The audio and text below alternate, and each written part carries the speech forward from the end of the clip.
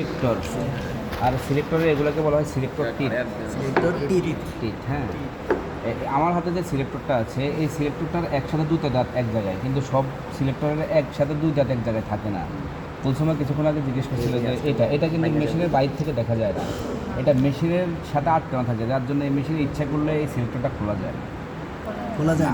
এই মেশিনের নিডেলও ইচ্ছা করলে খোলা যায় না, এই মেশিনের ইন্টারমিডিয়েট জ্যাকও ইচ্ছা করলে খোলা যায় না। একটার সাথে সুপার ইম্পোস্ট করা যায়, ঠিক আছে? তাহলে এই যে একটা দাঁত, সবগুলোর কমন দাঁত এখানে থাকবেই, সবগুলোর কমন দাঁত এখানে থাকবে, একটা টিপ থাকবেই। আর বাকি যেগুলো ফাংশনাল সেগুলো এখানে নতবে এখানে নতবে এখানে নতবে এখানে নতবে এখানে এভাবে থাকবে। তাহলে সবগুলোর দাঁত যদি এই জায়গায় বরাবর থাকে তাহলে সবগুলো এক অ্যালাইনমেন্টে থাকবে। আর বাকিগুলো যেহেতু এখানে এখানে এখানে আছে তার জন্য বাকিগুলো এভাবে এভাবে ডায়াগোনাল লাইন তৈরি করে। ক্লিয়ার? মানে প্রথম এটাকে বলা হয় কমন টিপ, আর এটাকে বলা হয় ফাংশনাল টিপ। ফাংশনাল টিপ সবসময় এখানে থাকে না। Functional tip according to structural requirement এখানে হতে পারে, এখানে হতে পারে, এখানে হতে পারে, এখানে হতে পারে। মেশিনে বসানোর নিয়ম হলো প্রথম ডান দিক থেকে যদি বসায় প্রথমটা এখানে বসবে, তারপরটা এখানে বসবে, তারপরটা এখানে বসবে, তারপরটা, যার জন্য এইভাবে ডায়াগোনাল লাইন তৈরি। আর এইভাবে যদি ডায়াগোনাল লাইন অনুযায়ী মেশিনে বসানো না হয় তাহলে মেশিন চালানোর সময় প্রপার মেশিন চালানোর সময় এই প্রপারলি কার্ট্রিজ এবং পেগ কাজ করতে পারবে না, যার জন্য এগুলো একেবারে অ্যালাইনমেন্টে বসা। মেশিনের মধ্যে সুন্দরভাবে পোর্শন আর ইন্ডিকেশন দেওয়া আছে, এগুলো যেন প্রপারলি অ্যালাইনমেন্টে ডায়াগোনালি থাকে। যদি কোনোটা যদি উল্টাপাল্টা থাকে তাহলে কিন্তু মেশিন কাজ করবে। বুঝতে পারছি? এটা কিসের লাইন বুঝছো এবার? এটাকে বলা হয় সিলেক্টর জ্যাক, আর এটার নাম হলো টিপ। এটা কমন, এটা ফাংশনাল। এই দুইটা টিতি থাকে সবসময় দুইটা টিপ থাকবে। এটা কমন, এটা সবসময় জায়গা থাকবে, নিচেরগুলো নিচে হয়ে চেঞ্জ হবে। আচ্ছা, এটাকে বলা হয় ইন্টারমিডিয়েট জ্যাক। এটার নাম হলো ইন্টারমিডিয়েট জ্যাক, এটার নাম হলো ইন্টারমিডিয়েট জ্যাক বার। নিচে রাখেন, নাহলে দেখা যাচ্ছে। এটার নাম হলো নিডেল। আর নিডেল এবং ইন্টারমিডিয়েট জ্যাক এভাবে সুপার ইম্পোস্ট করা থাকে, এভাবে আটকানো থাকে। তাহলে এটা এখানে আছে, এটা এখানে আছে, ওকে? এটা এইভাবে আছে, তাই না? মেশিনের মধ্যে বসে আছে।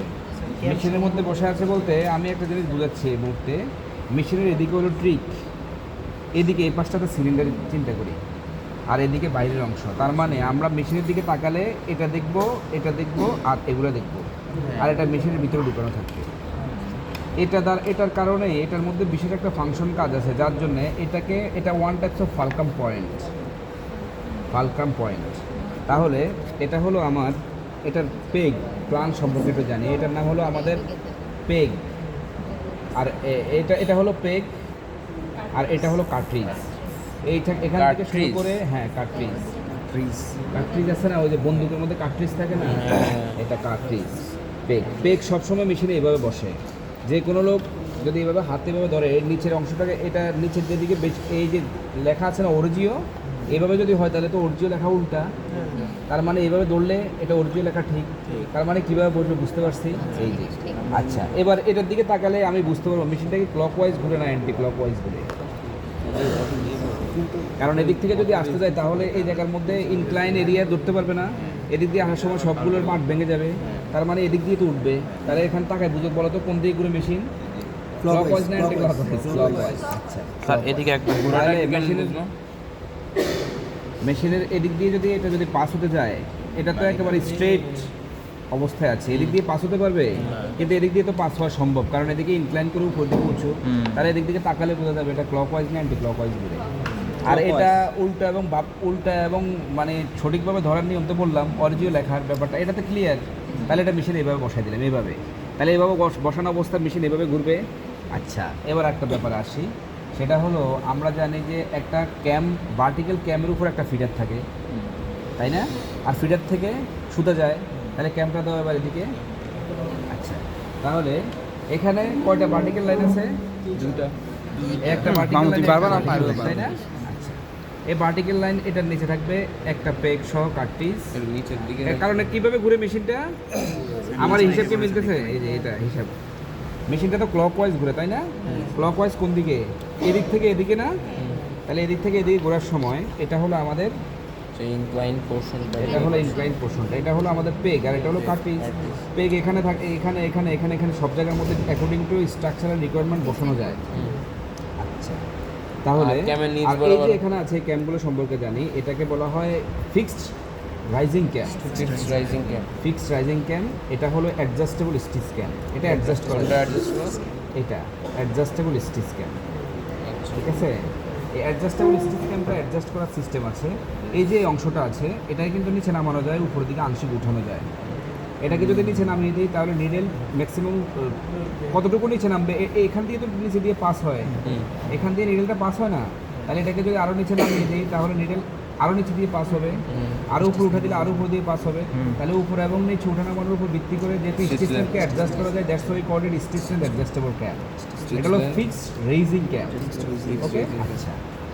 ধরে নিচ্ছে এই মুহূর্তে এখানে আমি একটা জিনিস দেখাচ্ছি, এটা আর ক্যামেরার অন্যান্য parts এখানে বানানো এভাবে এখানে স্ট্রেট ভাবে আছে, এটা এখানে স্ট্রেট ভাবে আছে, হ্যাঁ এভাবে থাকবে।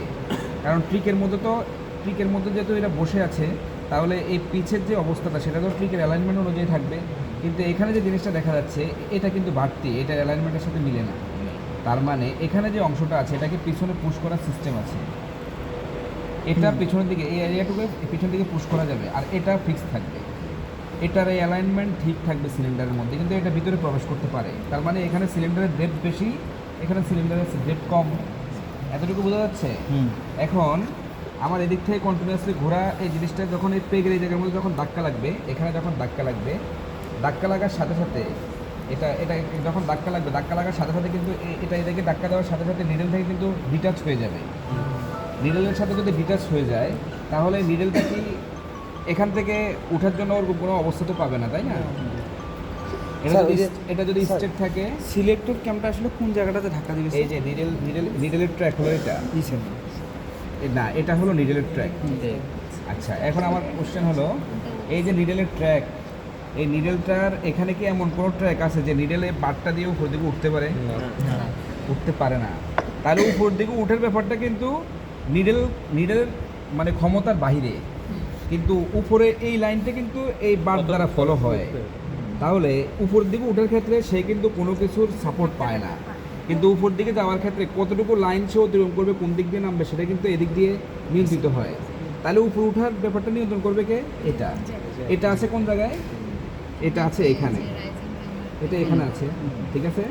আচ্ছা, আমার পেগটা যদি এই পেগ যদি এখানে থাকে এভাবে যদি থাকা অবস্থায়, নিডেলটা ইন্টারমিডিয়েট জ্যাকটা যদি এদিক দিয়ে যায়, এদিক দিয়ে যাওয়ার সময় এই পেগটা যদি এটাকে যদি ধাক্কা দেয়, মনে করো এই পর্যায়ে থেকে এটাকে ধাক্কা দিল, এই যে আমি বলতেছি একটু, স্যার এই যে তাহলে বরাবর এটা আগাচ্ছে কি দিয়ে? এই ট্র্যাক ফলো করে। তার মানে এটা এই ট্র্যাক ফলো যখন করবে, ফুল ফলো যখন করতে পারবে, এখানে হলো আমার নিডেলের উপর দিকে যাওয়ার পজিশন, এটা হলো টাকের পজিশন, এটা টাকের পজিশন, আর এটা হলো নিটের পজিশন। তাহলে এটা মিস, এটা টাক, এটা নিটের পজিশন, তিন পজিশন। নিডল কোন মানে এটা হ্যাঁ, কোন আমি বরাবর? আগে বলতে তাহলে এই যে লাইনটা আছে, এই লাইনের মধ্যে থাকে নিডেল উপর দিকে ওঠার সময় নিজের কোনো ভূমিকা নাই উইদাউট ইন্টারমিডিয়েট জ্যাক। কারণ ইন্টারমিডিয়েট জ্যাকের সাথে একটা সুপার ইম্পোজ করা থাকে। ইন্টারমিডিয়েট জ্যাকটা যদি এই ফুল ট্র্যাকটাকে ফলো করে তাহলে ইন্টারমিডিয়েট জ্যাক এটাকেও ধাক্কা দিবে, এটাও ফুল ট্র্যাক ফলো করবে, তাই না? আচ্ছা, তাহলে ইন্টারমিডিয়েট জ্যাক এই পর্যায়ে থাকা অবস্থা, যদি প্রাথমিক অবস্থায় ইন্টারমিডিয়েট জ্যাক যদি এদিকে যদি চলে আসে, এটা যখন এদিকে চলে আসবে তখন কিন্তু এটা এখান থেকে এটা বের হয়ে যাবে, এই যে বের হয়ে যাচ্ছে। আর এটা যখন এদিকে ধাক্কা দিবে তখন এটা এটার সাথে মিলে যাবে।